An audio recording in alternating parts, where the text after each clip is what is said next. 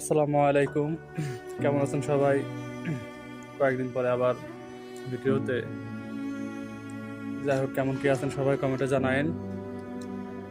আলহামদুলিল্লাহ, আপনাদের দোয়ায় খুবই ভালো আছি। তো একটা বিষয় নিয়ে কয়েকদিন ধরে দেখতেছি যে অনলাইনে খুবই দৌড়াদৌড়ি হচ্ছে। বিষয়টা হচ্ছে যে আহ, বেশ কয়েকদিন হয়েছে যে কোনো এক ভাই বিদেশের উপলক্ষে 5 লক্ষ টাকা খরচ করে বিদেশে আসছে। তো তাকে জিজ্ঞেস করা হয়েছিল এয়ারপোর্ট থেকে যে আপনার মাসিক বেতন কত হইতে পারে। সো সে ভাইটা খোলা মনে তাকে যেটা বলা হয়েছে সে সেটাই উত্তর দিছে যে তার বেতন নাকি প্রতি মাসে 1 থেকে 1.5 লক্ষ টাকা আসবে। তো বলি কি ভাই, বিদেশের বাড়ি আসলে আমরা দূর থেকে আসলে অনেক সুন্দর, কিন্তু বাস্তবতা যারা মাঠে আছে তারাই জানে যে কিরকম আসলে। তো 1.5 লক্ষ টাকা 1 লক্ষ টাকা আসলে অনেক টাকা, ঠিক আছে। নতুন অবস্থা আসলে ভাই, 1 লক্ষ টাকা বলেন কেন ভাই, 50-60 হাজার টাকা কামাই করতে অনেক ভাগ্য লাগে, বুঝছেন। তো মানে এই কথাটা বলার উদ্দেশ্য হচ্ছে যে আসলে কাজ কাম যদি কিছু জানা থাকে, ভালো কোনো কাজ জানা থাকে, সেক্ষেত্রে হয়তো আপনি প্রতি মাসে 60-70 হাজার টাকা কামাই করতে পারবেন বাংলাদেশি টাকায়। কিন্তু ভাই ওই প্রথম অবস্থায় আইসা নতুন অবস্থায় থেকে আপনি 1 লক্ষ টাকা 1.5 লক্ষ টাকার আশা, এটা হচ্ছে ভাই একটা লোভ, ঠিক আছে।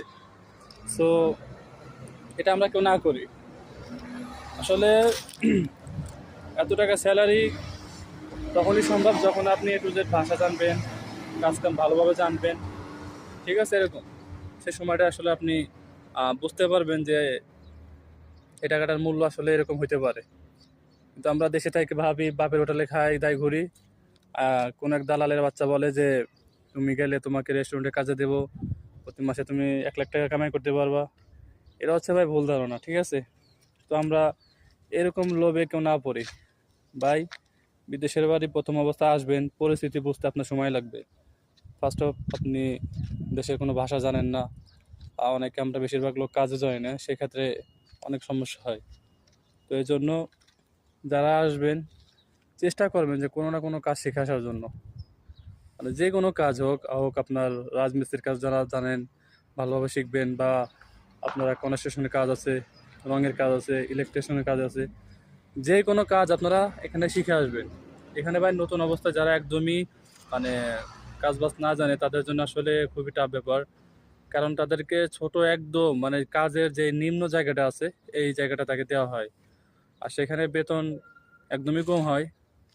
তো সেক্ষেত্রে আহ, আমার দেশি ভাই যারা আছেন বাংলাদেশি, সবাই চেষ্টা করবেন যে আপনারা মানে যে কোনো কাজ